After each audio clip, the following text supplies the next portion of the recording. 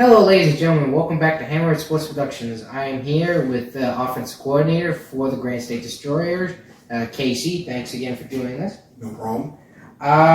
So I guess let's just dive right into it. And how'd you become involved, I guess, with the Destroyers? Was it through Coach Y? Was it through other means? No, Coach Y. Coach Y and I have coached together for like 10 years. We're on multiple teams where he was the head coach and I was the offensive coordinator. And he called me up and he didn't directly ask me because I don't think he understood where I was in my life as far as my availability and being able to do it. But I haven't coached in a little while because I got a new job. I want to focus on a job and make sure I know the job and before I got myself into anything else. So he called me up and the itch was already I was already scratching and itching to coach, and it just was perfect timing. So Coach Y is the man, and I go to bat for him any day. So once he asked me, I was in. I was ready to go. So good times. Meaning that you coached together, was that when he was with the Mass Warriors? No, he was actually with the Generals. He was with the North Shore Generals originally. In the beginning, my boy Matt Cayazzo, he owned the team, and at one point we didn't really have an OC, so he asked me to step off the field and be OC, and that's my guy. So I didn't have any problem doing it, and we had some good teams. So probably there for a little while. I want to say we were also in the Warlords. We're out of Reading. Yeah, I've heard about the Warlords. So my cousin Victor actually owned that team, and we were out of Stoneham practicing, and then we played our games at Reading High School. Mm. So it was good. It was a blast. Said I always have a good time coaching Coach Y, and it's always good to coach with familiar people like Dave. So Dave that you already interviewed. Mm-hmm. He's coached with me. He's always been my right-hand man. Yeah, he spoke very highly of you. He's the guy that you want around because he loves football to the point of statistics and stats and he's very knowledgeable about certain things. So I gotta have my guys around me, and he's one of them. So we always get together, and I don't know when we're not talking football or talking some sports. So, yeah.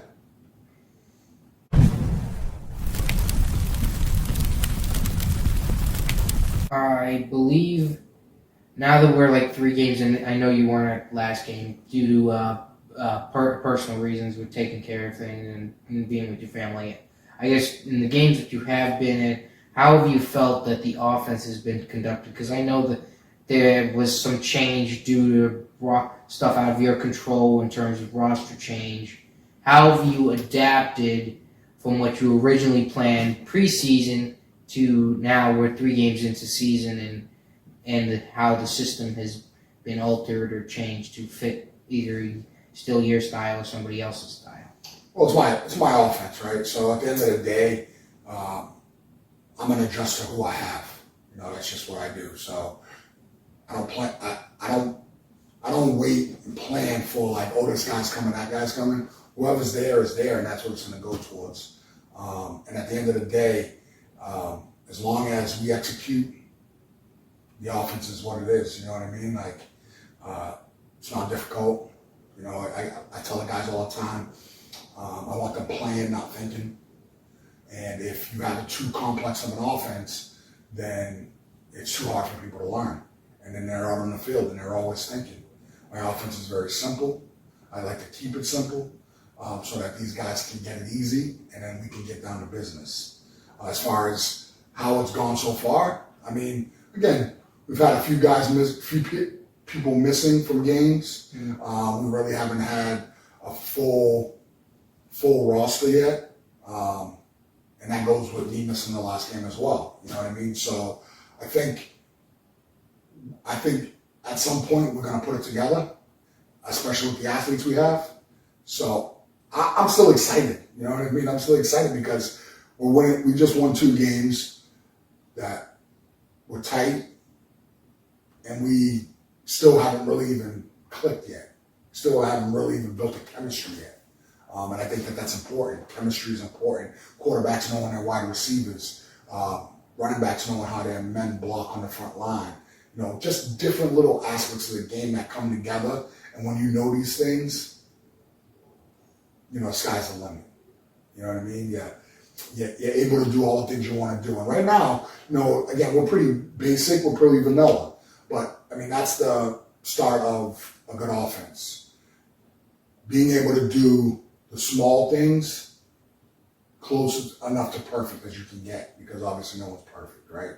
So being able to do the little things and not having to correct the little things, and then being able to move on to the next phase of the offense where, you know, we can make it not so much more complex, but just add more stuff. And I think once we can, you know, get up off the ground floor, we'll be perfect. Everybody will be fine. Everybody's getting their feet wet. Everybody's getting back into the swing of things. You know, again, at no sport, I mean, especially football, at no level do you ever practice once a week. Never. Part 1, 4 or 5 days a week. High school, 4 or 5 days a week. College, 4 or 5 days a week. I mean, you got time to go over the stuff and correct it and correct it and correct it. Whereas, yeah, 1 day. And then, in 3 days, you play a football game. You know what I mean? So, it's very challenging. But again, the guys make it all worth it. You know what I mean? Like, guys want to be there. And when guys want to be there, that just continues to make me more excited. Because I think that's important. Football's not a game where you can just show up and be like, hey, I'm here. That's not the case. You get cracked real quick and get humbled real quick. Football's a game that you got to come and you got to be ready to play and you got to want to play. And I don't know if football plays for me. I'm just made from a different cloth than any other sport. So at the end of the day, I'm excited. I can't wait. If we're winning like this now, I can't wait to see what's going to happen when we finally put it together. I mean, again, sky's the limit, man. We're just getting started. So I think once we put that final product on the field and we put it together, you know, dudes will be real excited. Dudes will be real happy. I think the scoreboard will be clinging a lot too. We'll be chiming a lot because we'll be putting up some points.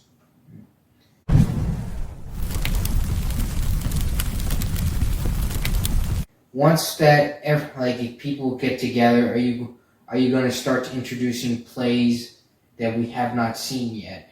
Once we start getting full everybody here, because you plug in something like you said on Wednesday, we only have 1 day. You plug that in for those sets of people. Then comes Saturday, and half of those guys aren't there. It is annoying. Sometimes challenging. Yeah. Let's go with that. It is challenging and annoying. So I say this again. When they do come, when we do have everybody, you're going to introduce some stuff that we have not seen yet. More than likely. There'll be more. Let's just say there'll be more quarterback control, because that's what this offense is about. It's really about the quarterback being able to take control, being able to check out of stuff, being able to check into stuff, being able to shift, be able to motion, be able to move the guys around because he's able to come out and read the defense. And once he's feeling more comfortable in the system, again, I'm new here. I've never worked with any of these guys. I'm new to them. We're still getting acclimated to each other. I'm still trying to see what guys can do. You know, I didn't have the opportunity to go to the Boston scrimmage either. You know what I mean? So that was tough for me because I wasn't able to really evaluate. Wasn't really able to see what people can do. And so when we come into our own, you can guarantee there's going to be some trouble. There's going to be some trouble. There's going to be new, different plays. And again, like I said, we only got 1 day. So I'm hoping that obviously we're able to get acclimated with the offense, obviously sooner rather than later. Yeah. You know? But I have no doubt that as soon as it starts clicking, watch out.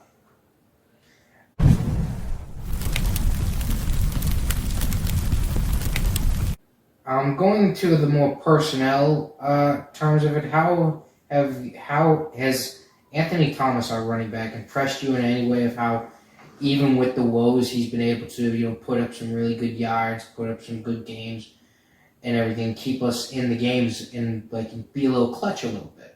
Has that impressed you at all? I mean, at the end of the day, Anthony's just being Anthony, right? That's what he does. But I think you could say that for all our backs. You know what I mean? I think with Raymond Rizzi, even Montgomery, the newcomer, young guy, I think that they all have something to offer.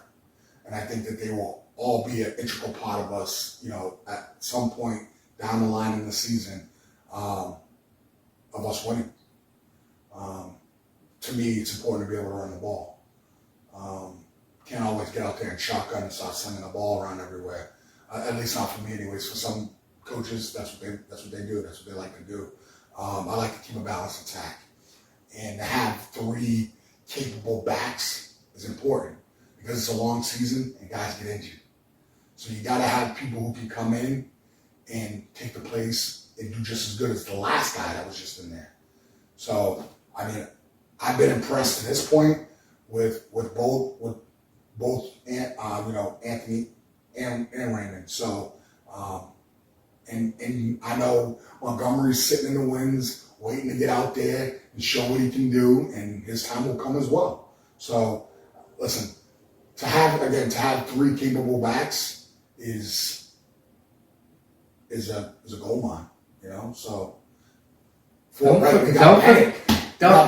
do you? Everybody does this. Woo! I'm a fullback too, But again, I forget I don't see that Bennett just started coming, right? He just finished the whole season. You know what I mean? So again, another luxury, right? So even right now, where Anthony and Rizzi have played right now, and Bennett had already played, I have the luxury of getting Bennett involved in different ways and preserving him, so to say, right? Because he just finished playing, 8 games, right? He's going to ask him to come back out here and do exactly what he did already would not be good of me, so to say. You know what I mean? So right now, another luxury, you know what I mean? And then we got the fullback, who's, banging people as well. You know what I mean? And I'm partial to the fullback. I was a fullback myself. You know what I mean? So thank you. I fullback got to get the rock too. You know what I mean? So again, I think our power run game, our run game in general is going to be very good. But again, a lot of that hinges upon those guys up front, right? We all know this. You ain't getting a running game without the offensive line, all right? And again, once those guys, they've already played together. They have already, 2-3 years played together. So all it is now is just getting them all on the field at the same time. And, we got a hell of a line. You know what I mean? So that's just going to make those backs have to work less and be able to do more. So, I look forward to it. Like I said, as soon as it starts to click, this conversation will come back up in your head. And you'll be like, oh, this is what he was talking about. This is what he was talking about. Because I truly believe that we have a good stable of running backs. But the thing about Bennett is I can put him out at wide receiver. You know what I mean? He's that type of guy. You know what I'm saying? So I can use him in many different ways. And again, once we can get the base down, you'll see more plays come off those base plays. And when you see those plays, you'll again say, man, this is what he was talking about. This is what he was talking about, being able to expand the offense and being able to go to have different plays and do more stuff. It's great to be able to do more stuff, but if you're not doing more stuff efficiently, then what good is it? You know what I mean? I'm not trying to get people hurt out here. Again, at the end of the day, these guys got to wake up in the morning, they got jobs to go to. They got families to provide for. So I'm trying to, make sure that they get what I'm putting down in the beginning so we can lay that foundation. And then we can move up from there. And then once that foundation is laid down and these guys are feeling comfortable, I'm telling you, it's going to be a world winner of hurt on a lot of people. Can't wait to freaking get the highlights, for God's sake. Absolutely. Even though, it will make my job longer, that's what people come to see. Absolutely.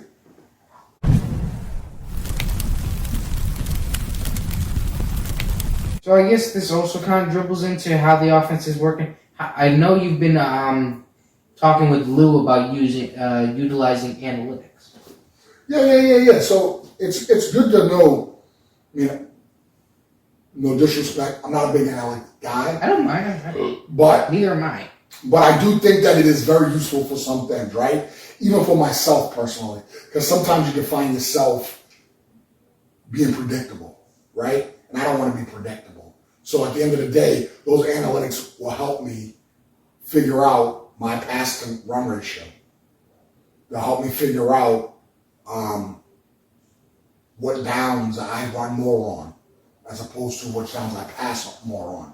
And so what that does is help me not be predictable, right? Because if he's telling me, hey, first 4 games, you've been running on first, second down 90% of the time, then I have to ask, what are we gaining for yards on those downs? And if we're not getting over 5-6 yards, in 2 downs, then that means I need to switch it up and I'm becoming predictable. And teams know what I'm going to do.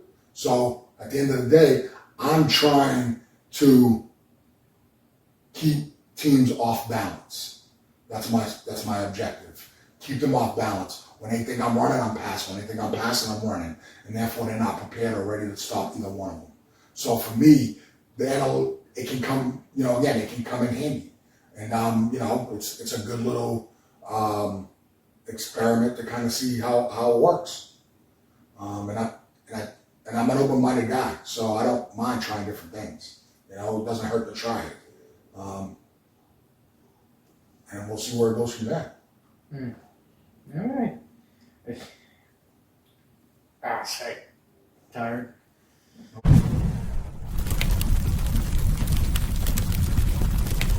If once this year does conclude, no matter what happens in the playoffs, if Coach Wise stays with the team, would you re-up for another year? I don't see why not. I mean, as long as they'll have me. And again, like anything else, right? When you continue to do something over and over again, you become better and better at it, right? Practice. So if that's the case and I am able to come back and coach, then there'll be a lot less correcting and a lot more coaching. You know what I mean? So guys already know it. It's installed. They already ran it for 1 year. They already know it. They know how to do it. They know how things work. It's vital, especially for a quarterback. It's not easy to learn something 1 year and then have to learn something new the next year because you got to get used to it. Once you get used to doing them, you become good at them. You know what I mean? For the most part. But when you have to switch it up, adjustment is tough. Again, like we just said, right? Adjustment is tough when you have to learn offense and only practice 1 day a week. So yeah, before the game, and not even for probably an hour and a half, even though it's 2 hours, right? Yeah, about 2 hours, 7 to 9. But again, like you said, right, hour and a half. Guys get there, it takes a little while to get ready, then it takes a little while to stretch. So you're looking at maybe an hour and 15 minutes. You know what I mean? Realistically, so it's like you got to get out there. You got to try to redefine the plays that you're good at running. And if you can get 5 to 10 plays that you run really well, then you're in a good spot. I believe you're in a good spot because you can always go to those plays. That allows you the opportunity to open up the offense a little bit more, add more plays, add different plays, do different things when you have things to go back to. So I'm hoping that at some point this will become natural. Guys won't even be thinking no more. They'll just be doing because they know it that well. And I think that once they have it down, like I said, watch out. And I think high school we would practice 3 hours and sometimes 4 hours a day. and for what 4 or 5 days a week. Oh my God! Have a They walkthrough beat it in on the Friday. end. Yeah, absolutely. They beat it in the end. I can Absolutely. still say plays off the top of my head. And that's what it's about, you know what I mean? I think that's the biggest thing of how you build chemistry, right? At the end of the day, the more times a week you have the opportunity to practice with the guys, the more chemistry you're building. The more the quarterback's learning his receivers, how they run routes, their speed, and things of that nature. So I just think it's, the fact that we have one practice, it's vital that we have everybody there. The defense is a real big part of that. They give us a look. And I feel like our defense is very, very good. So at the end of the day, if we can run plays against our defense and be successful, we should be able to run plays against other defenses and be successful.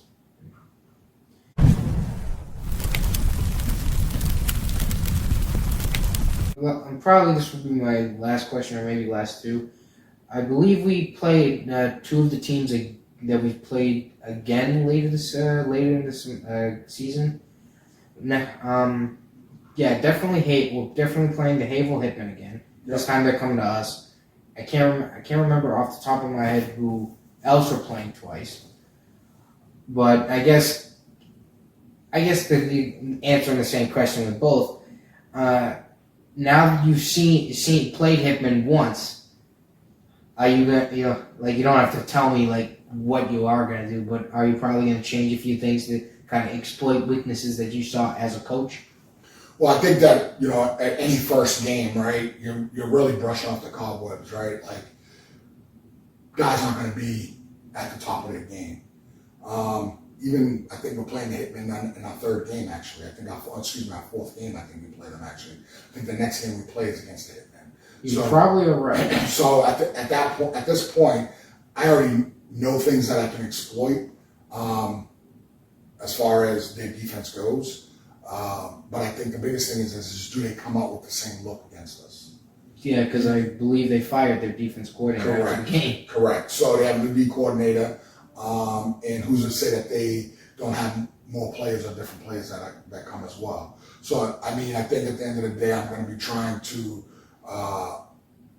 again, see what they're doing against us. But we don't predicate our offense on what other defenses are doing. We know what we want to do. We're going to try to go out there and do it. If we have to bully people, that's what we'll do. But we're going to go out there and try to do it. We're going to make them have to stop us. And that's just the bottom line. You know what I mean? I'm not going to say that. They can come up, defensive-wise, scheme-wise, cover 2, cover 3, cover 4, man-to-man, whatever it is that they're playing, I will have an answer for it. So the thing is execution. And us working on that execution and making sure that we're executing to the fullest extent every play. And I think if we do that, again, it'll be very hard to stop us.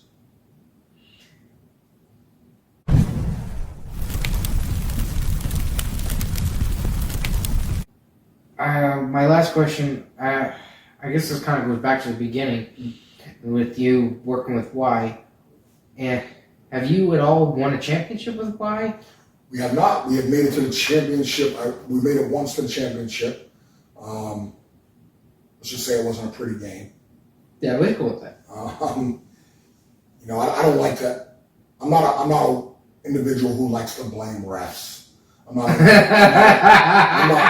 an individual who likes to blame anybody for that matter. You go out on the field, you line up against 11 people, and you play 11. Against 11 people. You take your 11 against their 11. But the fact of the matter is when you go to someone else's home and they're playing a home game, that's a championship game. I don't want to say the favoritism, but things tend to be favored in their direction.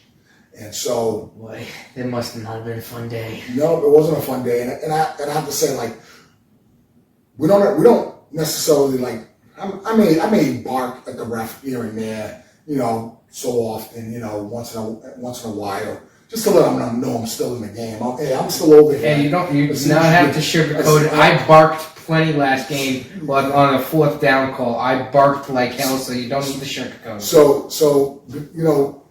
but at that game, those refs got people mad that don't get mad ever.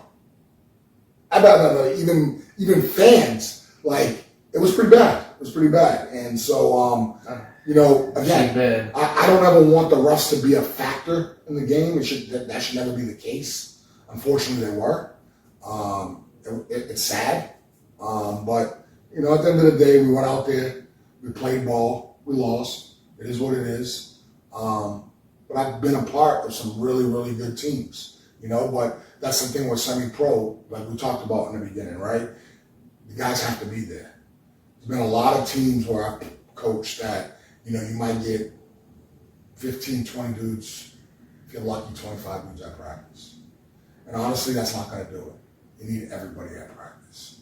Because you can't be trying to teach somebody something on Saturday that you taught to 15, 20 other guys on Wednesday. It's just not going to work. And that's the bad perception in the league, is that you got these guys out here who think they're superstars, who think their shit don't stink, that they can just walk out on the field on Saturday and ball out. Very ego-driven. Yeah, absolutely. And I get it to a certain extent, right? Like, it's football. But at the end of the day, like, it's not benefiting your team. It's a team sport. The running back doesn't go out there without an offensive line. He doesn't go out there without a quarterback. You know what I mean? He doesn't go out there by himself. You need 11 guys on the field. You need all 11 of those guys working in unison together to accomplish one goal, and that's to get a W. And if you're not doing that, you won't win a lot of games. You'll win a couple. Guys will have great individual games, but that doesn't get you to the playoffs, and it sure the hell doesn't win you a championship. Everybody has to be on the same page. Everybody has to be picking each other up. Everybody has to be motivating each other on and off the field, regardless, in order to have a good, solid team. And everybody's got to be at practice.